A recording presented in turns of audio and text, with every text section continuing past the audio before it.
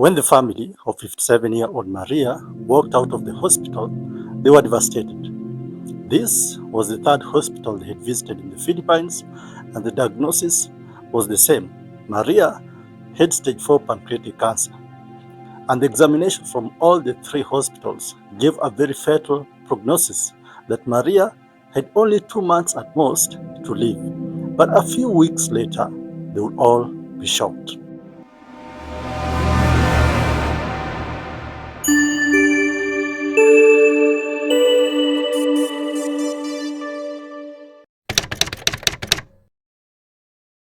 Previous to this unfortunate diagnosis and event, Maria had been sickly. Now, where she lived was a village and was a rural place with not many people, and there were no great hospitals there, so she had been treated in just local clinics and discharged for local ailments. She had complained about stomach pains, and sometimes her skin was pale and her eyes white, which the local clinicians thought that she had some sort of jaundice or any other illness, but they didn't really expect that this lay much deeper. But her condition was not getting any better. In fact, it was getting worse.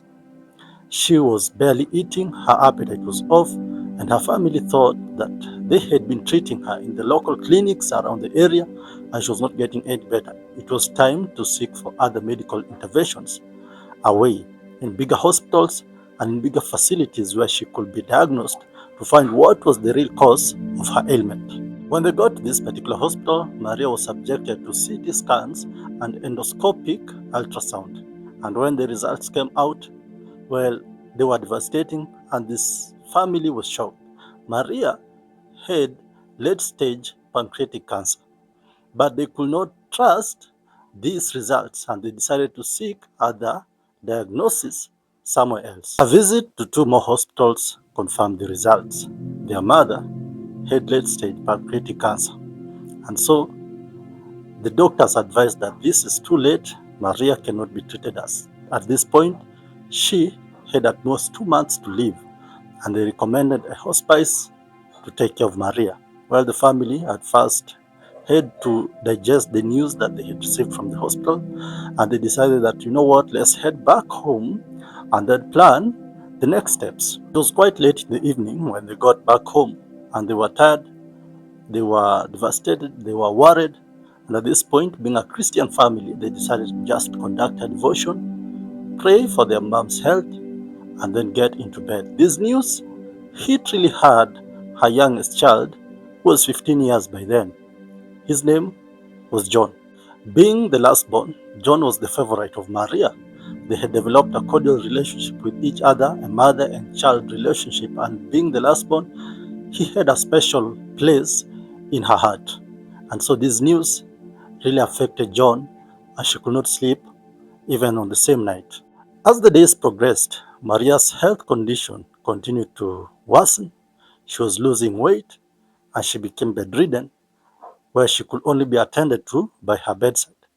The family, after consulting with each other, saw that there was no need to take her to a hospice if the prognosis was that bad. However, on this particular day, John had really gotten tired from the day's activities, taking care of her mother, when he got into his bed and slept. And something strange happened in this night that will change the fate of Maria all through. As John explicitly claims that during the sleep, he had a dream.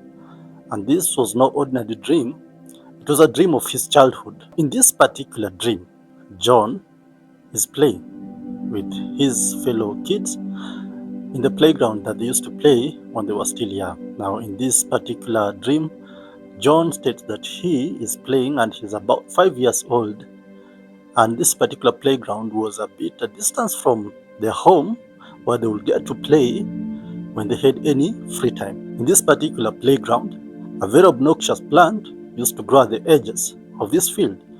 Now, the kids really hated this plant, and they would do all they could in their ability not to get as close to this plant. According to John, in his dream, as they are playing, a very tall man suddenly appears.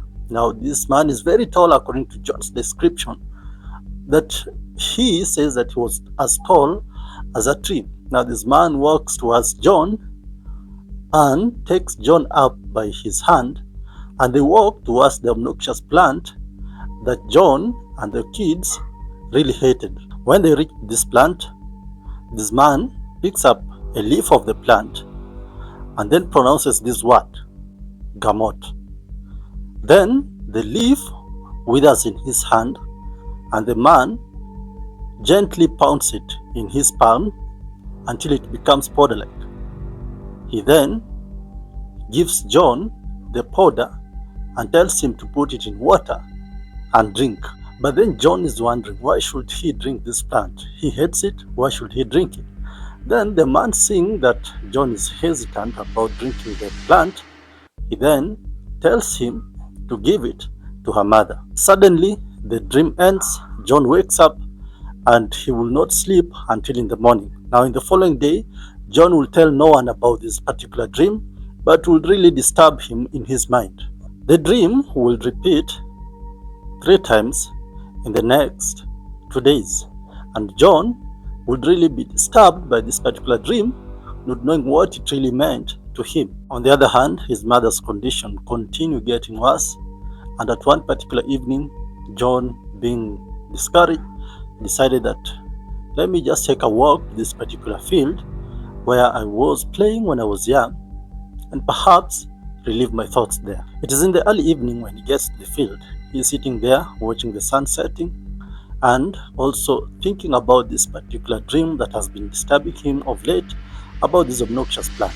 At the further end of the field, he could see this obnoxious plant. It was there still after 10 years. As he is sitting there wondering and just seeing the sun setting and this cool breeze is blowing, John looks again towards this obnoxious plant and something strange starts happening. He thinks, according to his report, is that he thinks he's seeing someone there.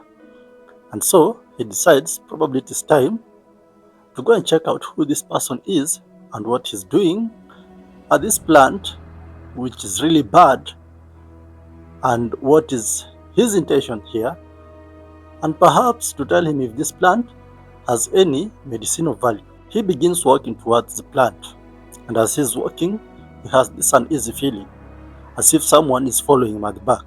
So he turns and looks around to see and to confirm if someone is watching him. But when he turns around, there's no one. And when he turns to look at the person who is at this particular plant, he finds that that person is not there at all and he has vanished. But John decides that he better proceed to this plant and see either the person has actually left some distance away from the plant and that's why he could not see him. When he gets to the plant, he will find the plant was still there, but he will find something much more, which is quite strange at this particular moment. John got to this plant, and as he was looking around, just surveying the ground, he found that someone had actually picked the leaves of this plant and had placed them there.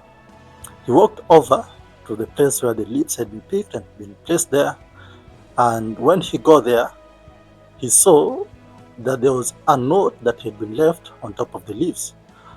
And according to John, this note was handwritten, and it contained explicit instructions on how this plant is to be prepared. And at the end of this note were these words, "Give it to Maria." Curiosity got a better part of John, and he decides to pick up these leaves and this note. And being a Christian family, they had been praying for Maria to get well, and well, they were expecting that probably something would happen and the disease would just go away. So they were not closed to see or even to experience paranormal events surrounding Maria's sickness.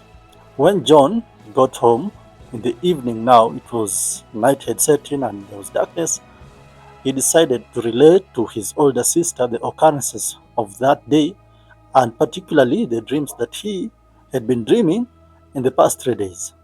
At this particular point, they really didn't have any other option towards getting their mother to wellness, and they decided that they would rather put their faith in this particular stranger's message. Following the instructions, they prepared this particular plant and gave it to their mother so that he could drink. They continued doing so for the next 3 days, and something began to happen that actually confirmed to them that, particularly, these dreams and this experience had something to do with their mother's health. Strangely, their mother began to get better. Maria began to get better. She could now walk on her own after a week.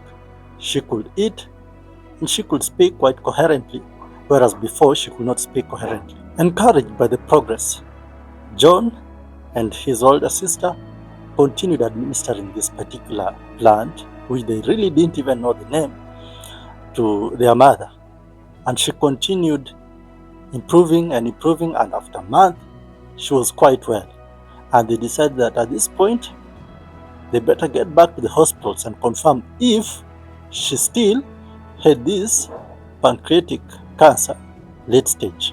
In order to maintain the consistency of the results, they decided to visit the hospitals, the very hospitals that they had visited before. When they got to this particular hospital, the first one that they had begun with previously, about 1.5 months ago, the results came out, and this particular moment, they were shocking now not to the family as much, but as to the doctors. They could not explain how this was possible. There was no trace, literally no trace of any pancreatic cancer in Maria. Encouraged by this outcome, they decided to take Maria to the second and the third hospitals for further diagnosis, and the results came out the same. Doctors were literally shocked, and John and his older sister decided that this is our secret, we better not tell anyone about it, and they were quite quiet about this particular incident. After Maria had gotten better and resumed her previous life, John decided to investigate about this plant much more. And after studying about it, he discovered that the name of the plant was stinging nettle. There is no particular evidence that stinging nettle cures any type of cancer, leave alone pancreatic cancer. There's no scientific evidence, there's no scientific proof of such a thing. So according to Maria and John and the other family members, they really believed that it wasn't the plant that cured Maria. However, being a Christian family, they believe that perhaps it was God that used the plant to cure Maria. And that is one of the strange healing stories ever. And if you're looking for such stories, then this is the place to get them beyond Earth. Remember to subscribe, like, and comment where you're watching us from and what you think about today's story. As usual, let's meet in the next story.